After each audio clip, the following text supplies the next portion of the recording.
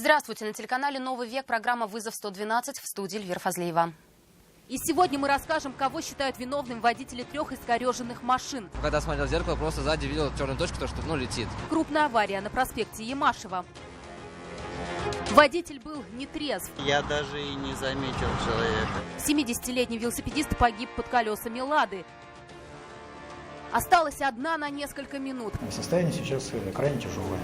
Находится в реанимационном отделении. Пациентка выпала с 4-го этажа Челнинской больницы. Это и не только в ближайшие 10 минут.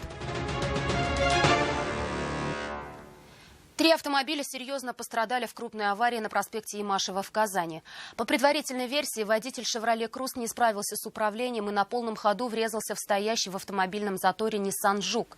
Его, в свою очередь, отбросила настоящую рядом «Ладу Калина». Ее пассажирка сильно ударилась головой. Все участники аварии сошлись во мнении, что происшествие спровоцировал водитель 4-й машины, который, не останавливаясь, уехал с места происшествия. Рамиль Шайдуллин с подробностями. Когда смотрел в зеркало, просто сзади видел черную точку, то, что летит. Я не знаю, там, наверное, километров 60, потому что здесь поток тоже был. Поток двигался в направлении улицы Академика Арбузова. Движение было достаточно плотное, и машины попали в затор. Nissan Juke собирался перестроиться в другой ряд, как вдруг от сильного удара его развернуло, и он ударил задний бампер Калины. Наша машина стояла, за нами Nissan тоже стоял. Мы стояли в пробке, а «Шевроле» летел и просто несоблюдение скоростного режима врезалось. Нет, в режим ты соблюдал. Какая разница? Скорость была большая, мы стояли. У него было, грубо говоря, 70 километров. Мы стояли. Этого достаточно. В результате сильного удара 46-летняя пассажирка автомобиля «Лады Калина» ударилась головой и получила различные ушибы. Водитель «Шевроле» вину свою признал, но причиной того, что не заметил впереди стоящие машины, указал другой автомобиль, который ехал перед ним на большой скорости. С его слов, он вилял по дороге, внезапно перестраиваясь, тем самым перекрывая обзор. Он уехал вправо, получается, резко, и вот я в Жук въехал. Сколько успел, затормозил. Ехал со скоростью 70 км в час, ничего не нарушал. То есть они стояли здесь, потому что у них пробка была. Не видел как раз из-за этого водителя. Водители пострадавших машин подтвердили, что перед «Шевроле» на большой скорости проехала другая машина, однако с места ДТП она скрылась. С ней столкновения не было. Ни марку, ни номер этого автомобиля никто не запомнил. Рамиль Шайдуллин, Алла Рыкова, Константин Бушуев. Вызов 112. В нескольких километрах от этой аварии, также на проспекте Ямашева, по принципу домино, столкнулись 3 автомобиля. Внятно объяснить причину, по которой водитель Renault Captur собрал впереди стоящие машины в одну кучу, не смог. Не заметили, что ли? Что случилось? Как так и получилось? Отвлеклись на телефон? Может быть, да. Не знаю. Renault Megane и Kia Rio стояли на перекрестке в ожидании разрешающего сигнала светофора. Приготовились продолжить движение, но ехавший сзади Captur нарушил планы водителей. Сильнее всех пострадала Kia Rio, которую зажала между машинами. К счастью, серьезных травм никто не получил. Очевидцами странного ДТП стали сегодня водители на улице Амирхана. Toyota RAV4 буквально повисла на дорожном ограждении, причем сильных повреждений на автомобиле замечено не было. О том, как иномарка оказалась в почти вертикальном положении, водитель рассказывать не захотел. Со слов очевидцев, автомобиль на большой скорости задел поребрик, и если бы не ограждение, перевернулся бы. Прибывший на место эвакуатор самостоятельно вытащить машину не смог. Для этого было необходимо демонтировать забор. Велосипедист погиб в результате после наезда на него на большой скорости «Лады» 12-й модели в Нижнекамском районе. Осколки разбитого автомобиля разлетелись от места столкновения на 100 метров. Тело велосипедиста после сильнейшего удара о крышу машины отлетело вперед. Выжить у 70-летнего пенсионера шансов почти не было. Очевидцы происшествия сразу заподозрили, что 27-летний водитель сел за руль в состоянии алкогольного опьянения. Дмитрий Аринин продолжит. Я даже и не заметил человека. Осколки и запчасти автомобиля, а также личные вещи велосипедиста были разбросаны в радиусе 100 метров от места наезда. Тело погибшего отбросило метров на 20. Я ехал по своей дороге. Нормально, как обычно. И выскочил, я даже и не заметил, что это такое. На нем не было светоотражателя? Нет, конечно, ничего не было. 27-летний нижнекамец направлялся к родителям в деревню в Новошишминский район. Рядом с деревней Байданкино почувствовал сильный удар. Потом долго не мог прийти в себя. Разве что говорил, что скорость не превышал, ехал около 70 км в час. Но очевидцы предположили, что эту цифру он сильно преуменьшил. И заподозрили, что молодой человек сел за руль в состоянии алкогольного опьянения. выдавал сильный запах и нетвердая походка. Позже эту догадку подтвердил и алкотестер инспекторов ГИБДД. Приехавшие на место родители молодого человека в это поверить не могли. Он вообще не пил. Вообще не пил. А вот пострадавшего, погибшего, жалко?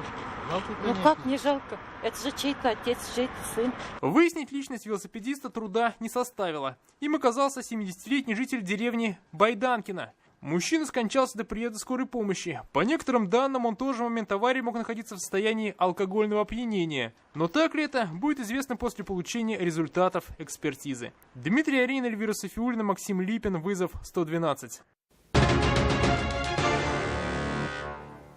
Висящего на балконе 5-го этажа мужчину сняли спасатели. Все произошло минувшим вечером в доме номер 5 по улице Мулланура-Вахитова. Прохожие увидели человека, опасно свесившегося через перила, и вызвали спасателей. Пожарные подъехали к дому через считанные минуты, сняли его с балкона и передали в руки медиков. Сам он живет совершенно в другом доме. В этот зашел специально. В подъезде есть балконы, выйти на которые может каждый. Врачам мужчина рассказал о трудной жизненной ситуации, малолетнем ребенке и разногласиях в семье. Из окна 4-го этажа Набережно-Челнинской больницы сегодня в полдень выпала пациентка. Девушка на несколько минут осталась в палате одна. Ее соседка ненадолго вышла вместе с медицинской сестрой. Вернувшись, увидели девушку, лежащей на асфальте. Динара Камалова узнала состояние ее здоровья.